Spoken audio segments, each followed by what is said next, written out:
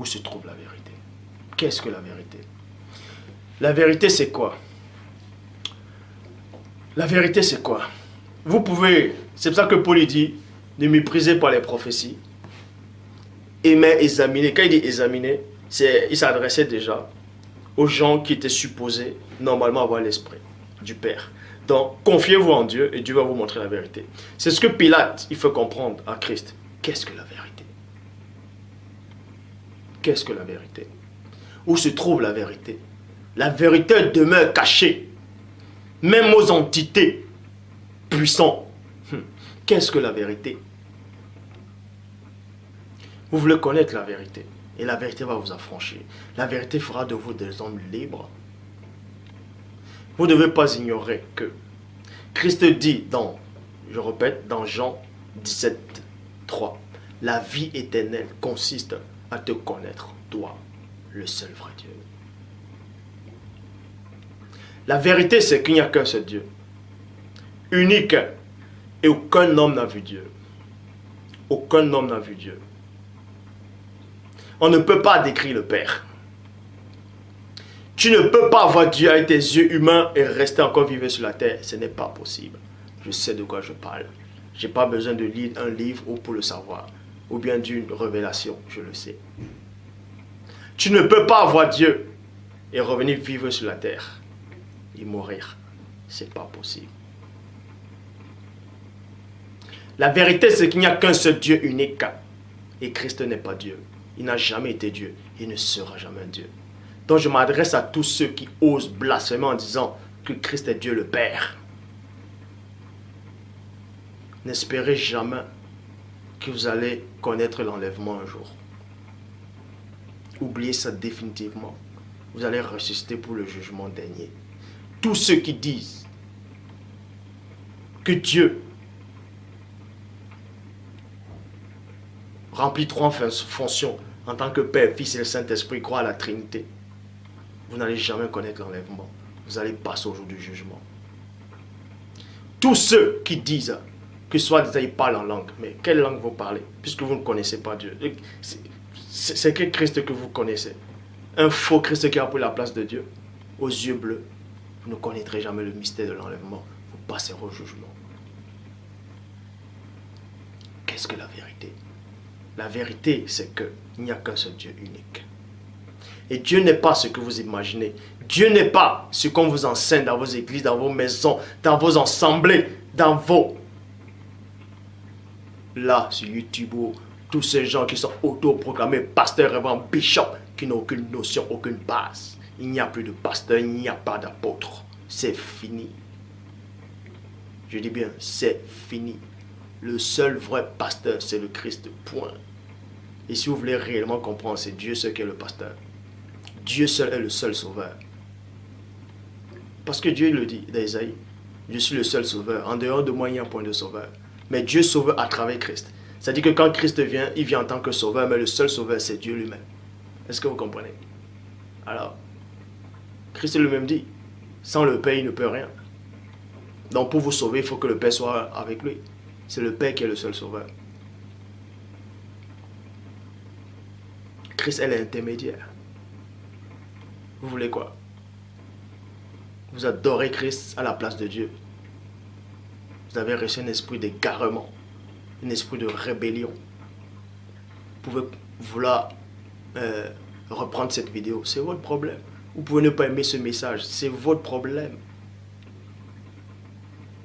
Tous ceux-là qui n'acceptent pas cette vidéo aussi, tous ceux-là qui disent qu'ils parlent en langue, tous ceux qui disent qu'il y a encore des pasteurs, des apôtres, qui soi-disant, tout ce que vous faites des assemblées, vous ne connaîtrez jamais le mystère de l'enlèvement. Je vous le dis, je sais de quoi je parle.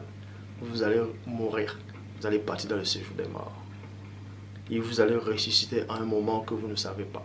Je dis encore, l'enlèvement n'est pas imminent. Les milliers d'années vont encore s'écouler, je le dis. Vous pouvez sortir tous les versets que personne ne le sait. Le jour, j'ai jamais dit que le jour c'est tel jour. Mais je le dis, personne ne le sait. Et l'enlèvement n'est pas imminent. Enlevez ça de la tête. Votre faux Christ là ne reviendra pas. Ce Christ blanc là, l'image de Borgia, ne viendra pas. Chaque fois que vous priez au nom de ce nom de Jésus-là, vous faites des DVD, des disques, vous chantez, vous êtes une abomination devant Dieu, vous n'allez jamais être enlevé. Vous allez connaître la mort. Vous allez ressusciter pour le jugement. Je suis l'Éternel ton Dieu, tu n'auras pas d'autre Dieu devant ma face.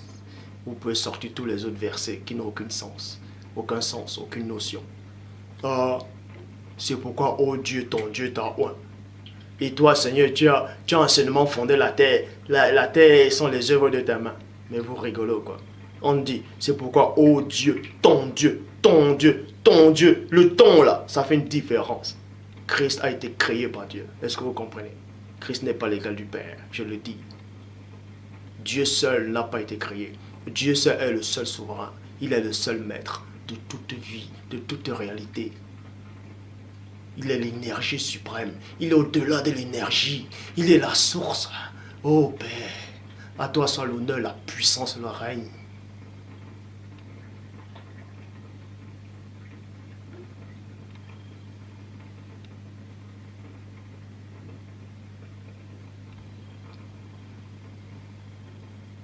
Christ n'a jamais dit qu'il est Dieu. Il a toujours dit qu'il est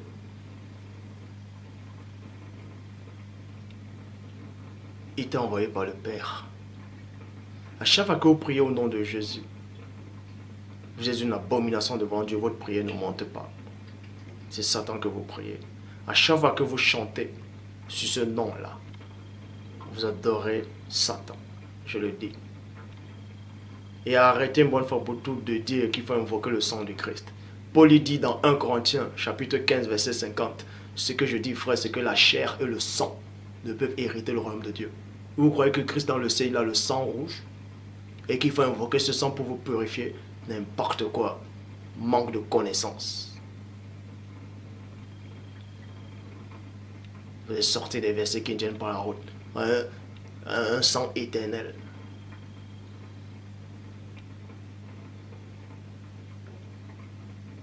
La chair et le sang ne peuvent hériter le royaume de Dieu. Point. Quand on est au ciel, on n'a pas le sang. Le sang, c'est l'âme. Mais pour monter dans le ciel divin, il faut se transformer. Il faut transfiguration. C'est-à-dire, il faut changer complètement. Il faudrait que je parle de ça, un de ces quatre. Le mystère de la transfiguration.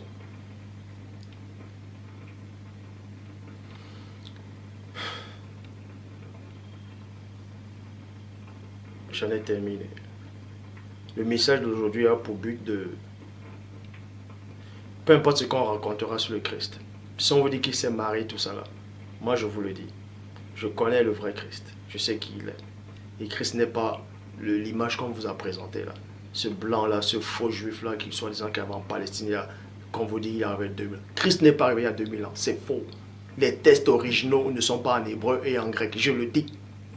Enoch a écrit. Et Jude 1, 14 a approuvé cela. Et Enoch n'était pas hébreu, il n'a pas écrit en hébreu. Alors restez tranquille. Les textes originaux ne sont pas en hébreu et en grec. Les textes originaux ne viennent pas de la Palestine qu'on vous montre là. N'importe quoi. C'est eux qui sont venus dans le peuple de Dieu. Ils ont épié, ils ont pris l'histoire, ils ont rédigé. Et les ancêtres plus tard, les descendants plus tard sont morts. Avec ces faux manuscrits là qu'on retrouve maintenant, soi-disant à la même acte. Connaissez pas votre histoire, venez raconter des hérésies. Jésus m'a sauvé, n'importe quoi. C'est Dieu seul qui est le seul sauveur. Dieu, le Père, il est venu réconcilier, c'est-à-dire Christ est venu réconcilier le monde. En tout cas, le vrai Christ. Le premier-né, le fils aîné, est venu réconcilier le monde. C'est-à-dire l'homme avec le Père. Point.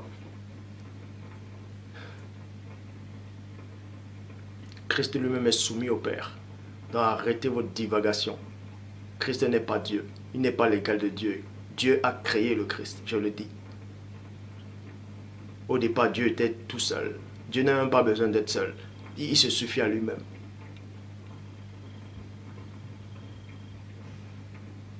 Au départ, il était tout là. Il était tout simplement. Et il a créé par sa puissance. Il a même permis que l'esprit soit. Bref, je ne vais pas trop entrer en profondeur par rapport à ça.